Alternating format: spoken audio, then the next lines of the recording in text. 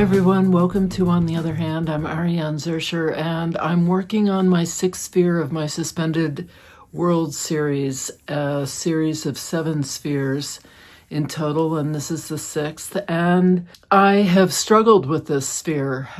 It hasn't come easily, and partly because there have been some issues that I've dealt with health-wise. I'm feeling fine now.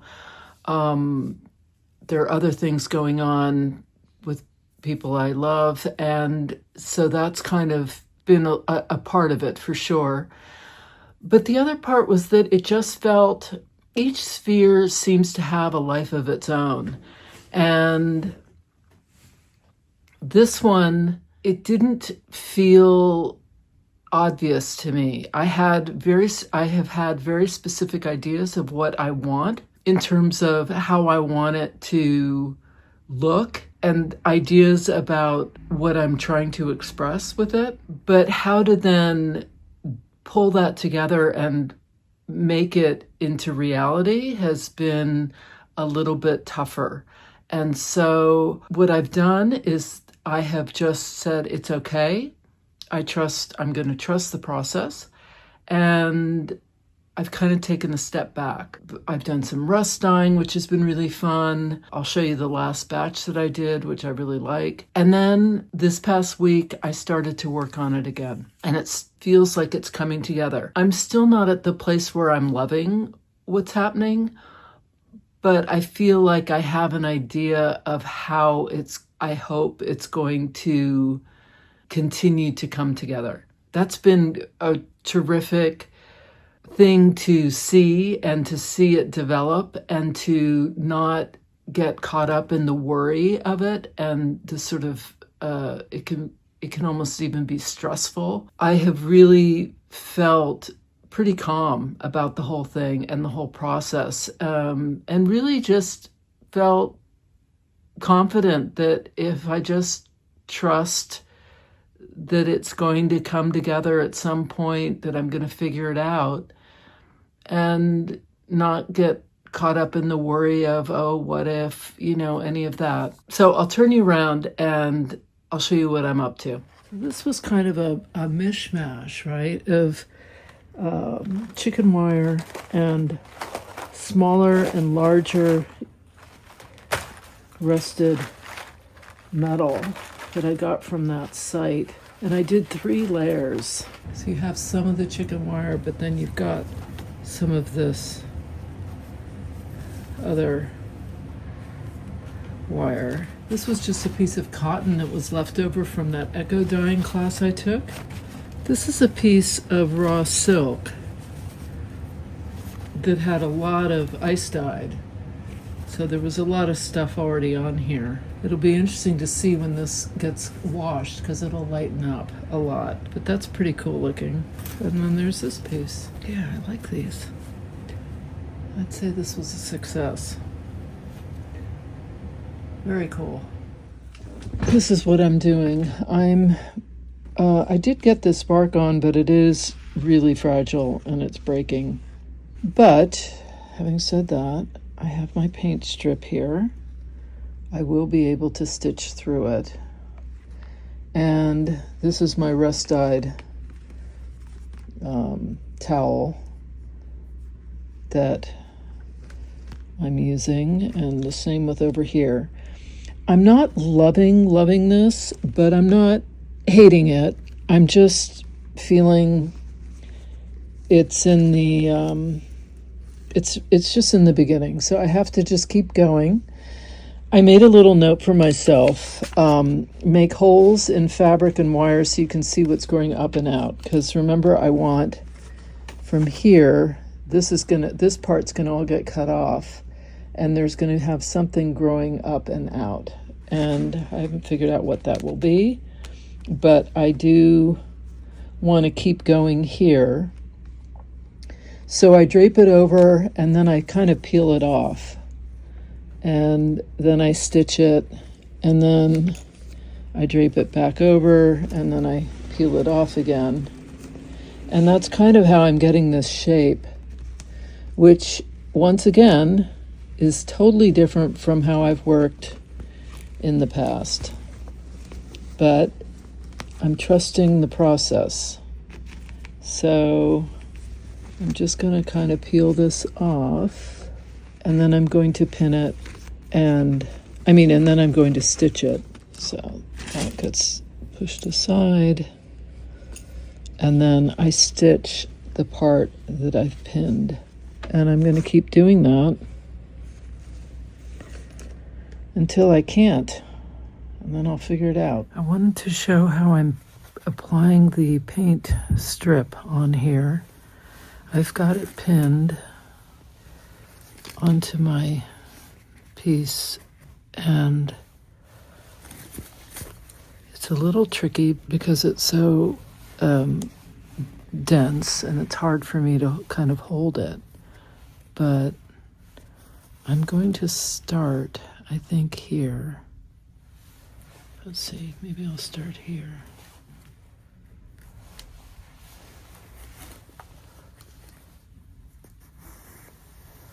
But because of all the layers of matte medium that I used on here, it's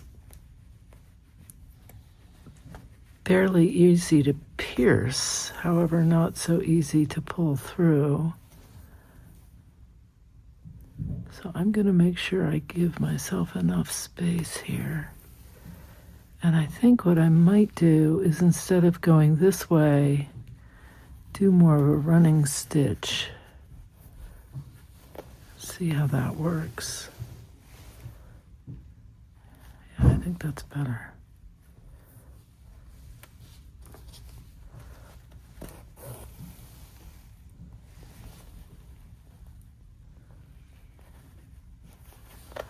Now, I could have attached some fusible to the back to give it even more, so that when it does, if it cracks, it doesn't rip apart. But I didn't do that. And hopefully that'll be okay.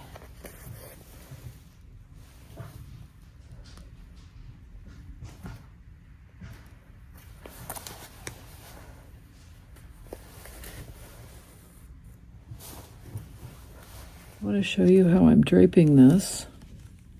And also, here's my bark, here's my strip of paint. So this goes like that.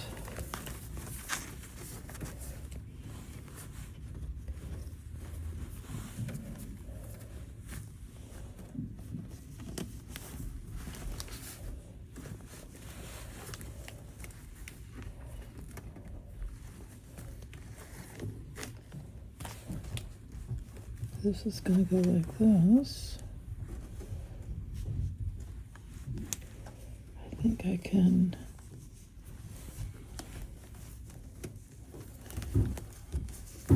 It's fitting pretty well. Okay, so I'm actually going to tweak this a little. There we go.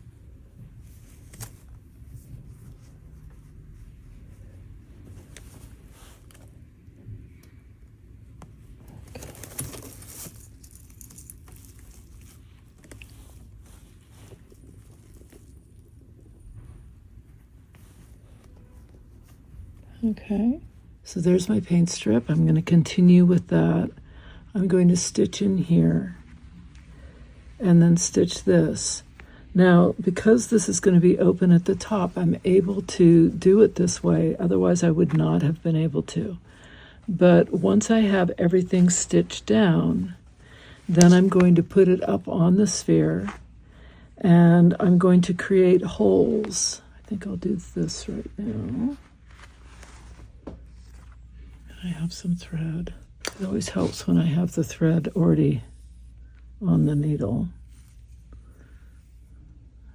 That immediately calls to me. All right. I'm going to finish this.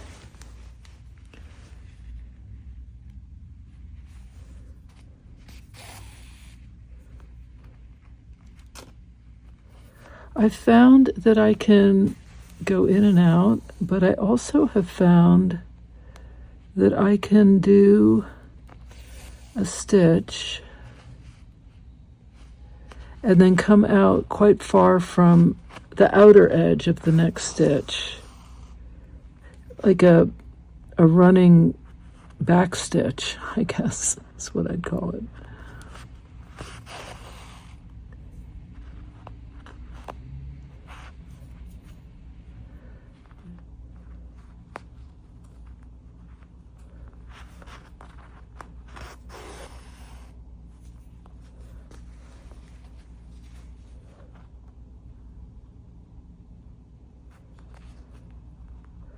I got to tell you, I'm very pleased with how this paint strip came out, and that is all from your suggestions.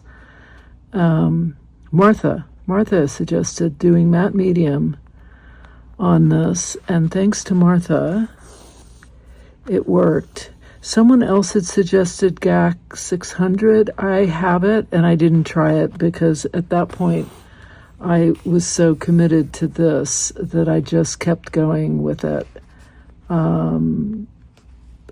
And this definitely works, which I'm thrilled because I really wanted this paint strip to be featured. The bark was harder, and that the GAC 600 might work on better. We'll see. And then what I do is I will cut away some of this. I'm leaving a pretty generous selvage, just in case. And now I think I'll stitch here. That's in my gold. Also, conveniently already on a needle. Yay me.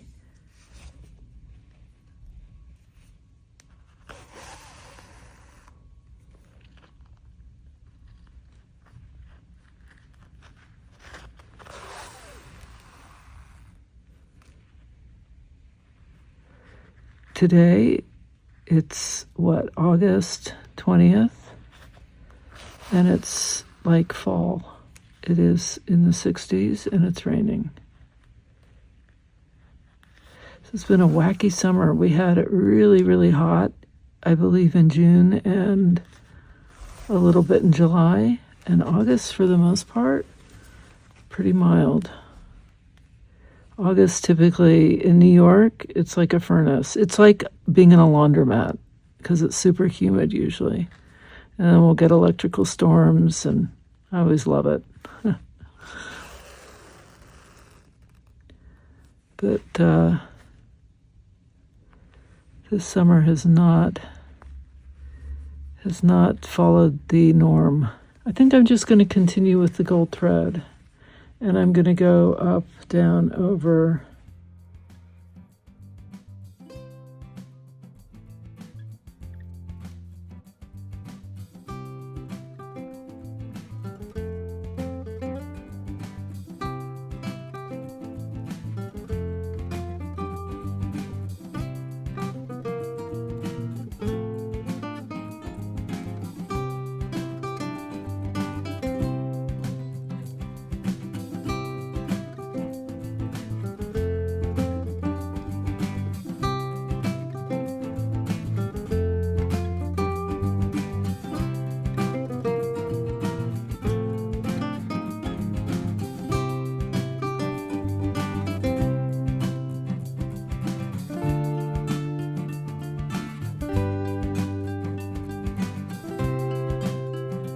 So I get an idea of how it's all looking.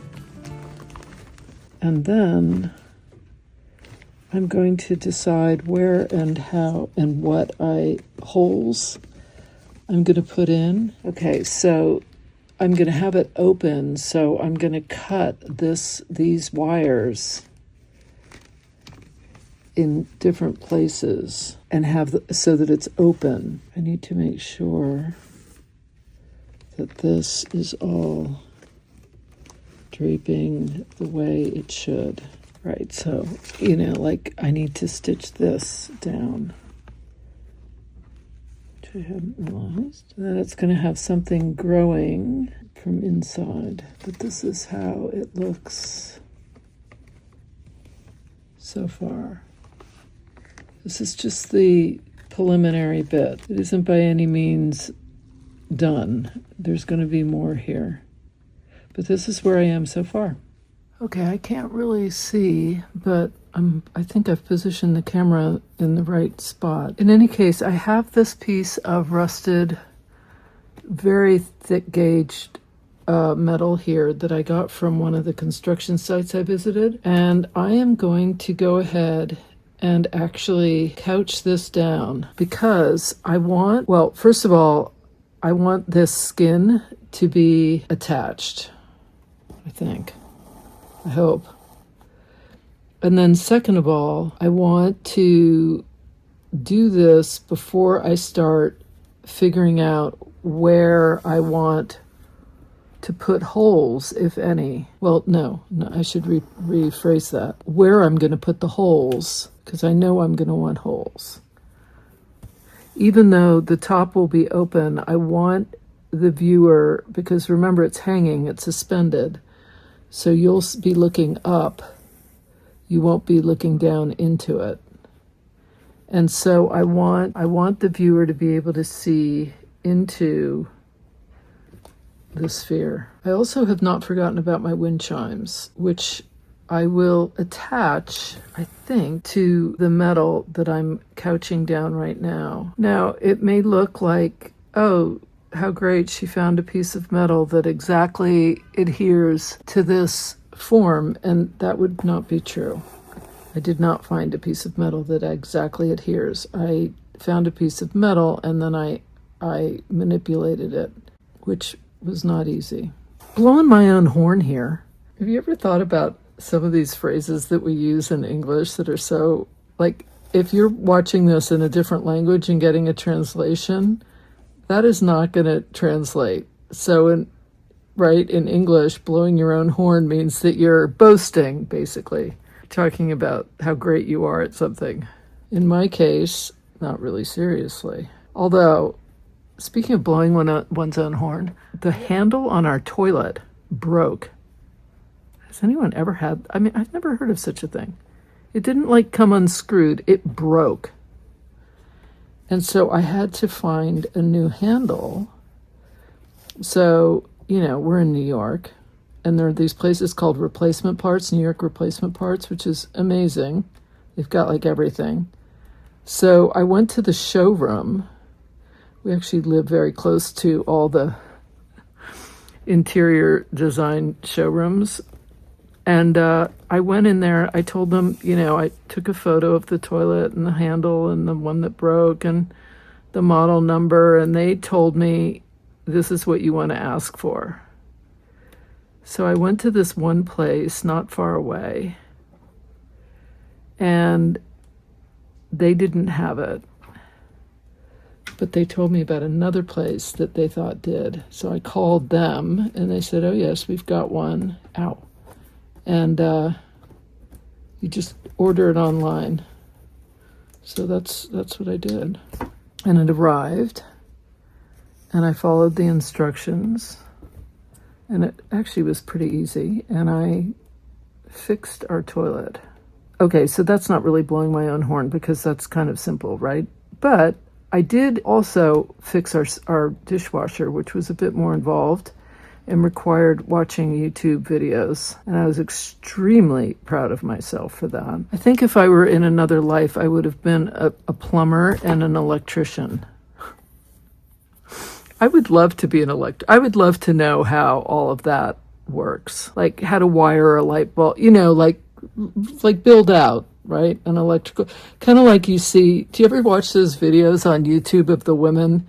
Like there's this one young Chinese woman, I'm sure there are many, but there's this one Chinese woman that I watch, and she took this abandoned, like, I don't know what it was. It was a shelter for, you know, sheep or something, and in some very rural area in a forest, and she dug sewage lines and laid, like, somehow got electrical wires and electricity in there, and for her grandmother. And her grandmother had never had a toilet. She'd always had, like, just in an outhouse. And her grandmother says to the cameraman or whoever's filming it, she says, well, when the granddaughter's out of sight and out of hearing, she says, she kind of whispers to the cameraman, I'll never use it. You're kind of like, well, okay. But it was hilarious. And the granddaughter, I mean, it was such an amazing, like, accomplishment. There's this other one that I watched. I think it might have been Japan, actually. Anyway, and it was really beautiful. And she was clearly an artist at heart. And she made the most magnificent home for herself in this abandoned building, or I don't know. So now, of course, the algorithm is like, oh, she likes that, so I get like hundreds of these. It's a whole rabbit hole.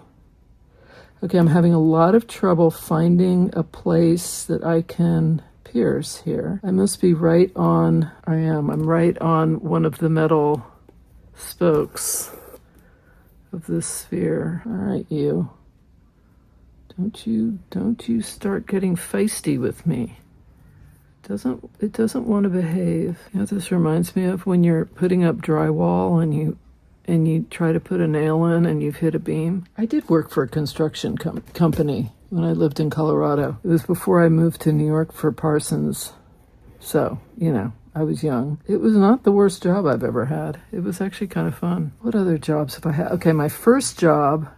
All right, this is going to be a question for all of you at the end. Tell me some of the weirdest jobs you've had. Some of mine are not weird. But when I was 15, my first job, I worked in Northern California at the Stanford Shopping Center. It was the first coffee bar. It was before, Starbucks did not exist. And I learned how to make, how to work an espresso machine, and was a barista. Before that even was something that people understood what that meant. It was called The Perfect Recipe.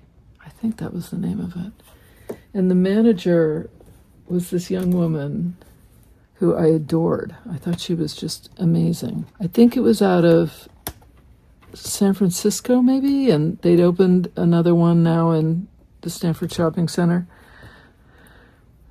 near Stanford University. I actually really liked that job. It was fun. Met some good people.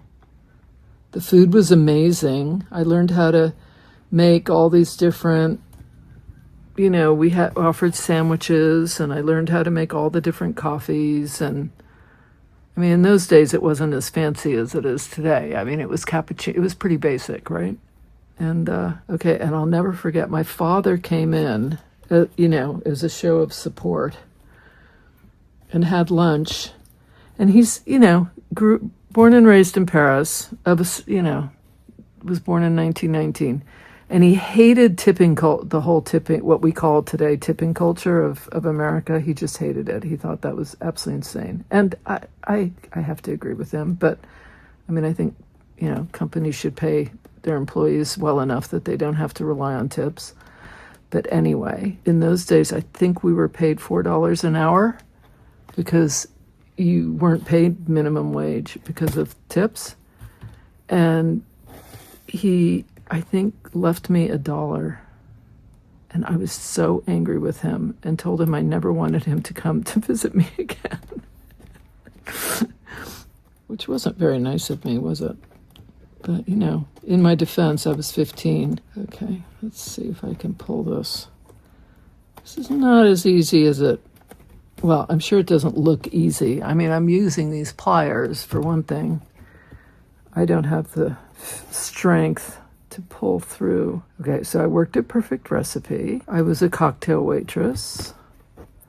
I was a food server. I acted. I was in a play. Off Broadway. That was fun. I loved that. I wanted to act. It was not ultimately for me because I just couldn't take all the auditioning and the rejection. And I remember I auditioned for this one play, And the guy who was auditioning was such a, well, I was going to use a swear word. He was just a really horrific human being and was making all these kind of really inappropriate comments. And then he said, well, I don't see on your resume that you went to an Ivy League college. And I said, no, I went to Parsons. And he said, yeah, we're looking for someone who went to, the part is of a girl who went to an Ivy League college. And I'm thinking, well, that's why it's called acting. It was just like ridiculous. And after a couple more of those kinds of auditions with just really horrific men, they were always horrific men, I gotta say. It was just, one after the other. I mean, not every single one of them was horrific, but the ones that were, they were all men. And I thought, this isn't for me. I can't, I'm too sensitive. This is just, it's not for me. So that was the end of that. I worked at Elle Magazine. What else? I was a floor manager at Union Square Cafe. That was a great place to work. And the guy who owned it, Danny Meyer, was really just a lovely human being and had a really, really terrific philosophy about customer service and taking care of people and providing really good food. And he's gone on to many, many other restaurants and has done very well for himself, as he should have. I mean, he deserved it, every bit of it. And, okay, what else have I done? I'm drawing a blank. I know. I worked for a man who designed the costumes for the Harlem, what was it called? Harlem Ballet Dance Company, and that was amazing. That was actually a really cool job, and in many ways I learned a lot. And I got to see some amazing performances. The costumes we were working on were for Swan Lake? I think so. Then I worked for a tailor in Beverly Hills. Yeah, done some odd jobs in my time. My husband has the best job descriptions, though, and the best jobs. I mean, the weirdest.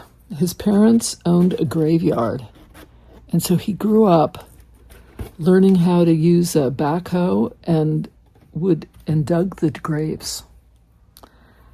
And he has some stories to tell. Absolutely insane. And then he was a moving man for a while, in New York City, no less, hoisting pianos up, 5-floor walk-ups. That guy is strong. That's some pretty good, those are pretty good jobs. Like wacky, not your normal, I was the director of a writers' conference. That was fun. I got to meet some really interesting people. Some very interesting writers, like Michael Crichton. He was a really, really interesting guy and very, very nice man. I really liked him.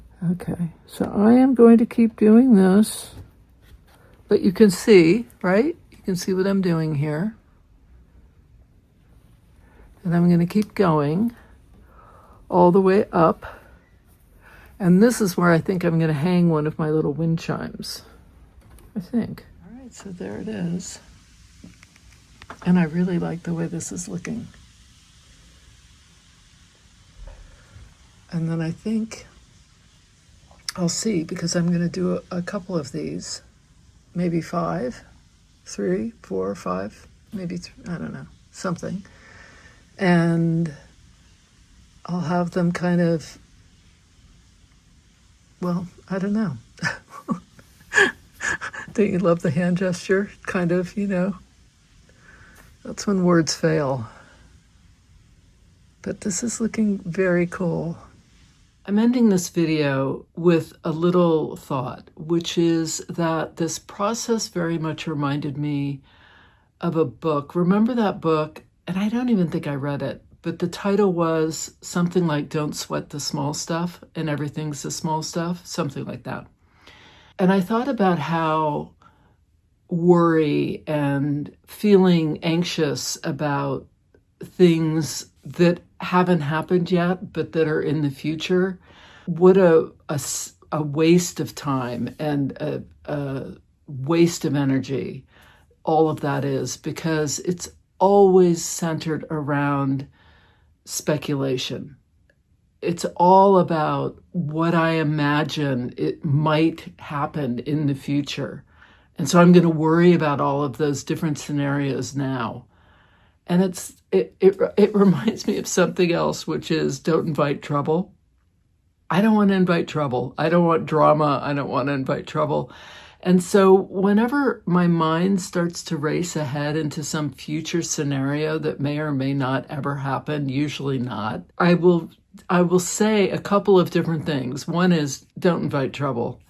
And the other is just a reminder of how useless worry has been, and how I've learned this over time, that as I've gotten older, I really, really see just how pointless it is for me to worry about things that haven't yet happened.